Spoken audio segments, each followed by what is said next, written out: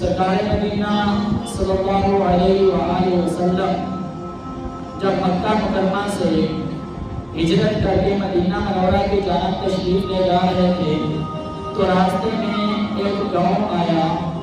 وہاں آپ کے پاس کھانے پینے کا سامان ختم ہو گیا. نہ کھانے کے لیے کچھ بچا نہ پینے کے لیے پانی بچا. وہ جو راستے میں گاؤں آیا وہاں ایک بوڑھی عورت کا گھر تھا. ان کا نام حضرت ام محمد رضی اللہ تعالی عنہا ہے. آپ کی دکان کی طرف تشریف لے کے گئے. جناب سیدنا صدیق اکبر رضی اللہ تعالی عنہ آپ کی حضرت نبی پاک صلی اللہ علیہ وآلہ وسلم کے ساتھ تھے. آپ نے پوچھا آپ کے پاس گھر میں کوئی چیز کوئی گوشت کا ٹکڑا یا کوئی دودھ پینے کے لیے مل جائے تو ہم وہ آپ سے خرید لیں گے, آپ کو اس کی قیمت ادا کر دیں گے. حضرت ام محمد فرمانے لگی کہ میرے پاس نہ تو ہمارے پاس کوئی گوشت کا ٹکڑا ہے نہ ہمارے پاس پینے کے لیے کوئی دودھ موجود ہے, کیونکہ 61 سالی کا سال چل رہا ہے. پچھلے کچھ سالوں سے نہ بارش آئی ہے جس کی وجہ سے نہ ہمارے جانوروں نے کوئی کچھ کھایا ہے نہ کچھ پیا ہے. یہ صرف ایک بکری کھڑی ہے, یہ بہت ہی کمزور ہے اور بہت ہی لاغر ہے, یہ دودھ بھی نہیں دیتی.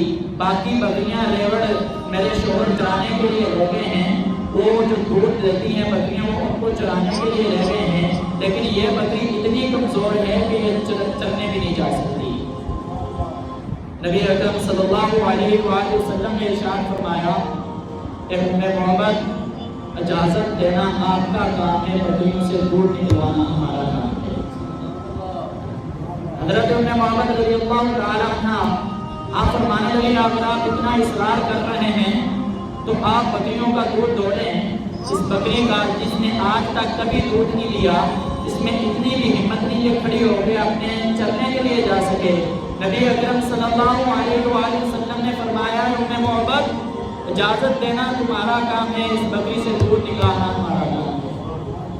حضرت ام محمد رضی اللہ تعالیٰ عنہ نے فرمایا ٹھیک ہے آپ دودھ دوڑیں. نبی اکرم صلی اللہ علیہ وآلہ وسلم نے جب ید اللہ کا ہاتھ پھیرا تو وہ جو بکری کھڑی نہیں تھی ہو سکتی, وہ جس بکری نے آج تک دودھ کا ایک قطرہ نہیں تھا دیا, وہ بکری کھڑی ہو گئی, اس کے تھنوں میں منو من دودھ آ گیا. حضرت ام محمد رضی اللہ تعالیٰ عنہ فرماتی ہیں کہ میں نے دیکھا کہ وہ دودھ نبی اکرم صلی اللہ علیہ وآلہ وسلم کے صحابہ نے نوش فرمایا. پھر نبی اکرم صلی اللہ علیہ وآلہ وسلم نے خود اس دودھ کو نوش فرمایا.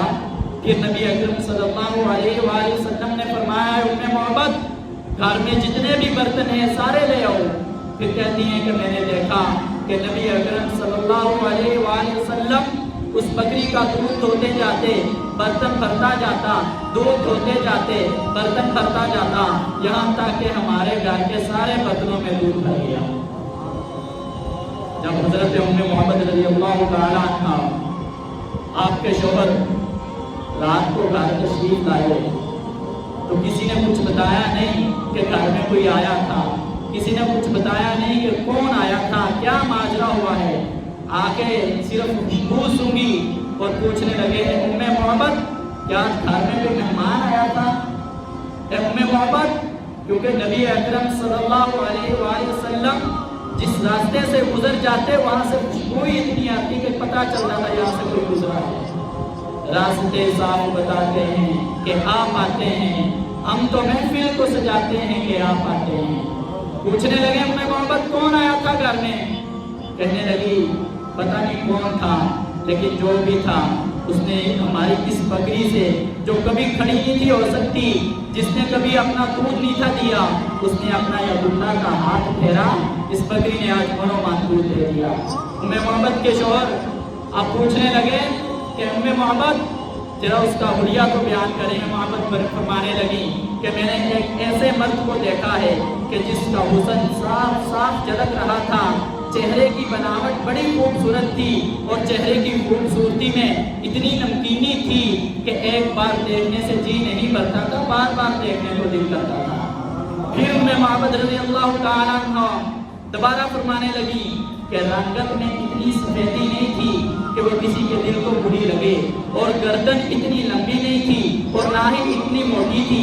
आप फिर फरमाने लगी कि उनकी स्याह आंखें बड़ी बड़ी थी, उनकी पलकें भी बहुत प्यारी थी, उसकी आवाज़ भी बहुत प्यारी थी। आप फिर फरमाने लगी कि उसकी आंखों में सुरमा लगा हुआ था, दोनों आबरू बारीक बारीक थे और मिले हुए थे। फिर कहती हैं कि उसकी गर्दन चमकदार थी और बाल मुबारक घने स्याह थे। फरमाने लगी कि कुछ लोग होते हैं कि जो खामोश होते हैं तो अच्छे दिखते हैं, लेकिन जब वो बोलते हैं तो उनका कोई ना कोई ऐब नजर आ जाता है। किसी का दांत नहीं होता, किसी के दांत साफ नहीं होते, जिसकी वजह से उनकी खूबसूरती का मजा ही खत्म हो जाता है। लेकिन फरमाती हैं कि मैंने जिस आदमी को देखा जब वो खामोश होते थे तो पुरवकार नजर आते थे, और जब वो बोलना शुरू करते थे तो ऐसा लगता था कि मुंह से मोतियों की लड़ी चढ़ा रही है। हजरत उम्मे मोहम्मद फिर फरमाती हैं कि कुछ लोग दूर से कपड़ों की वजह से, अपनी पर्सनैलिटी की वजह से, अपने जूतों की वजह से बहुत अच्छे दिखाई देते हैं, लेकिन वो जब नज़दीक आते हैं तो उनके चेहरों पर दाग धब्बे होते हैं, जिसकी वजह से खूबसूरती का सारा मज़ा ही खत्म हो जाता है। लेकिन फरमाती हैं कि मैंने उनको देखा, उनका कद ना ही इतना लंबा था और ना ही छोटा कद था, बल्कि दरमियाना कद था, कि जिसकी वजह से उनकी खूबसूरती कम ना हो बल्कि उनकी खूबसूरती में मज़ीद चार चांद लग जाएं। आप फिर फरमाने लगी कि उनके जो साथी थे वो अपने साथियों को जो हुक्म फरमाते थे वो फौरन उसकी तामील करते थे। कोई हुक्म देते थे तो वो फौरन उनके हुक्म को बजा लाते थे, कोई उनके हुक्म की मुखालफत नहीं करता था। यहाँ एक बात इंतहाई काबिल गौर और काबिल अहमियत है कि अगर कोई पीर, अगर कोई मरीज सारी उम्र अपने पीर को देखता रहे और कोई उनसे पूछे कि बताएं भी अपने पीर की कोई तारीफ करो, तो वो जो अपने पीर की तारीफ करेगा वो तारीफ करते करते कोई ना कोई गुंजाइश बाकी छोड़ जाएगा। अगर कोई शख्स अपने महबूब का जिक्र करे तो वो भी उसकी तारीफ करते करते कभी उसकी आंखों का बताना भूल जाएगा, कभी उसकी पलकों का बताना भूल जाएगा, कभी उसके नाक का बताना भूल जाएगा। लेकिन कुर्बान जाएं, यहाँ तो मामला ही अलग है। उम्मे मोहम्मद ने नबी अकरम सल्लल्लाहु अलैहि वसल्लम को सिर्फ एक मर्तबा देखा, सिर्फ एक झलक देखा, और उम्मे मोहम्मद को अभी तक ये भी नहीं पता था कि ये कौन है, कहाँ से तशरीफ ला रहे हैं, कहाँ जा रहे हैं। लेकिन उन्होंने जो अल्फाज का चुनाव किया, जो हुस्न बयान किया, वो बिल्कुल सादगी का रूप है, वरना कौन है ऐसा जो मेरे महबूब का हुस्न बयान कर सके।